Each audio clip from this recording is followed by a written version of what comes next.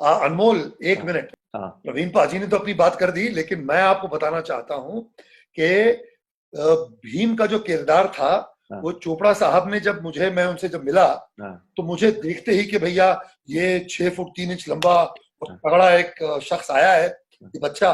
तो ठीक मुझे देखता कहा कि भाई डेफिनेट पुनीत, तुम भीम के लिए फिक्स हो हाँ। और बिल्कुल फिट हो, और हम तुम्हें भीम के लिए चूज करते हैं। अच्छा। तो मैं वहां पे, राही साहब थे, पंडित नरेंद्र शर्मा जी थे। अब मैं थोड़ा डरा, बिकॉज हम तो स्ट्रगलर थे, काम था नहीं। तो मैंने कहा कि मैं माफी चाहूंगा सर, लेकिन मैं यहाँ पे आपके यहाँ पे दुर्योधन के पात्र के लिए ऑडिशन करने आया हूँ। तो चोपड़ा साहब ने मुझे देखा, कहा कि अरे भाई कमाल है, हम तुम्हें भीम का किरदार दे रहे हैं, तुम्हें हीरो बना रहे हैं, और तुम भीम नहीं करना चाहते। तो मैंने कहा नहीं जी, मैं क्षमा चाहता हूँ, I have read the Mahabharata, और मैं जो है वो इतने अच्छे तरीके से मैंने पढ़ा है। तो मेरे हिसाब से दुर्योधन एक ऐसा पात्र है जो बहुत ही इंपॉर्टेंट है, और उसमें मुझे, अगर मैं वो पात्र के लिए सिलेक्ट होता हूं, तो मुझे एज एन एक्टर अपने आप को एस्टैब्लिश करने का बहुत अच्छा मौका मिलेगा। तो उन्होंने कहा कि बट तुम क्यों दुर्योधन? तो मैंने कहा कि सर, मैंने जयद्रथ वध, जो मैथिली शरण गुप्त जी का महाकाव्य है, उसे मैंने कंठस्थ याद किया हुआ था। तो पंडित नरेंद्र शर्मा जी और राही मासूम रजा साहब थे, तो उन्होंने मुझसे कहा कि तुम्हें याद है? मैंने जी हाँ, मुझे याद है। तो ठीक है, कुछ पंक्तियां सुनाओ। तो मैंने चोपड़ा साहब, राही मासूम रजा साहब और पंडित नरेंद्र शर्मा जी के समक्ष, उनके सामने जयद्रथ वध सुनाया था। वो सुनाते ही वो जब देखा कि इस लड़के की स्पीच डिक्शन कमाल की है, और फिर मुझे दुर्योधन के पात्र के लिए उन्होंने नियुक्त किया। अब प्रॉब्लम हो गई। ओ तेरी। तो ये जो सागर सलुंके साहब थे, जो एक इंस्पेक्टर थे मुंबई पुलिस में, हम्म। उन उनको उन्होंने भीम के लिए सिलेक्ट किया, जो बाद में आके बलराम बने।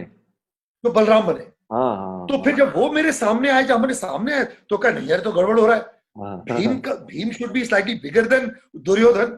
ये तो भीम का है, मतलब पुनीत सर के सामने ये कमजोर लग रहा है। ओ तो तेरी। फिर जोड़ा था, भाई पुनीत, हमने तुम्हें दुर्योधन का पात्र तो दे दिया है, लेकिन अगर हमें तुमसे बेहतर, तुमसे बड़ा भीम नहीं मिलेगा, तो हम तुम्ही से भीम कराएंगे।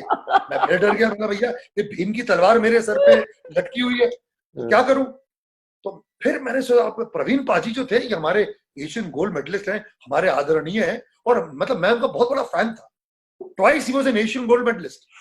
तो मैंने रवि जी से कहा कि रवि जी, यार प्रवीण पाजी जैसे बंदा कोई हो ही नहीं सकता। मतलब आउट ऑफ दारा सिंह अगर कोई एक इमेज जो आती है, जो एक टॉल 6 फुट 7 इंच का कद, दैट वेट, मैंने कहा सर प्रवीण पाजी से बेटर कोई नहीं है सर। तो सर उनको कांटेक्ट किया, जो उनको लिया जाए। फिर कैसे उन्होंने किया, और फिर प्रवीण पाजी भीम बने।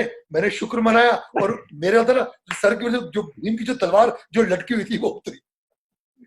वाह, सुपर। मुकेश जी। खन्ना जी हमारे साथ में है। And if I Mukesh ji, आपको पहला जो रोल ऑफर हुआ था इसमें, आपको पहला रोल कौन सा ऑफर हुआ था? अब अगर मैं इस सवाल का जवाब दूं कि पहला रोल मुझे कौन सा ऑफर हुआ था, तो आप शायद हंसेंगे, और सबसे ज़्यादा हंसी तो हमारे दुर्योधन पुनीत सर की होगी, क्योंकि दुर्योधन का रोल मुझे सबसे पहले ऑफर किया था जब मैंने 15 फिल्मों के हीरो होने के बावजूद मैंने धोती पहनकर, मुकुट लगाकर, मूछ लगाकर मैंने ऑडिशन दिया था। और गूफी पेंटर शकुनी महाशय का फ़ोन आया था, मुकेश, चोपड़ा साहब things you will be very good Duryodhan. मैंने कहा गूफी, मेरे अंदर से विलन नहीं निकलता। मैं अर्जुन या कर्ण करना चाहता था, लेकिन मेरे सामने ही फिरोज अर्जुन का रोल लेकर उड़ गया। उधर से पंकज धीर की एंट्री हुई, वो भी कर्ण का रोल लेकर उड़ गया। दोनों को मैं जानता था। फिर उसके बाद पंकज धीर मैं कर्ण करना चाहता था, एक्चुअली अर्जुन भी करना चाहता था।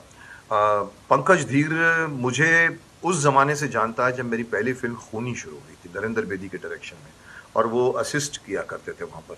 तो he used to be my in front of me as an assistant director. तो उसको रोल मिला, मैंने कहा ये रोल भी गया, और अल्टीमेटली मैंने द्रोणाचार्य के लिए हाँ की। बट अब डेस्टिनी में कुछ और लिखा था। मुझे याद है जब हम लोग राजा भरत के सीक्वेंस में, जहाँ पर राज बब्बर के साथ शूटिंग हुई थी, हमने फोटो सेशन किया एक सीढ़ियों पर खड़े होकर ऐसे, और साथ में मेरे राज बब्बर खड़े हुए थे। एंड ही सेड, सर जी आप क्या कर रहे हैं? अब पता नहीं मेरे मुंह से क्यों निकला, मैंने कहा राज, मैं अभी तक तो द्रोणाचार्य हूँ। I don't know why. Now this is what destiny is all about. And within 15 days, Goofy ने मुझे फोन किया, मुकेश तू आजा, तेरा जरूरत है। मैंने कहा पागल है, अभी बच्चे पैदा होंगे, बड़े होंगे, उसके बाद भी गुरु आएगा। बोला नहीं, कोई चक्कर चल गया, तू आजा। अब पता लगा कि वही सब जानती है, आज तो अभी पूरे हिंदुस्तान जानता है शायद, कि भाई एक शख्स, एक एक्टर जो हैं हमारे इंस्टीट्यूट के ही थे, मेरे साथ भी पढ़ते थे, विजेंद्र गाडगे।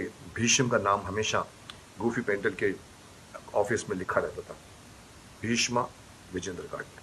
बट विजेंद्र गाडगे जी को शायद लगा कि ओल्ड मैन है, दाढ़ी व्हाइटनर करना पड़ेगा, शायद वो नहीं आए मुहूर्त में। और चोपड़ा साहब ने कहा मुकेश को बुलाओ, मुकेश को बुलाओ। मैं विंग्स में इंतजार कर रहा था शायद, और फटाक से मेरी दाढ़ी बनी, मेरे कपड़े बने, और rest is history. And then I became the Devavrat and Devavrat Bhishma.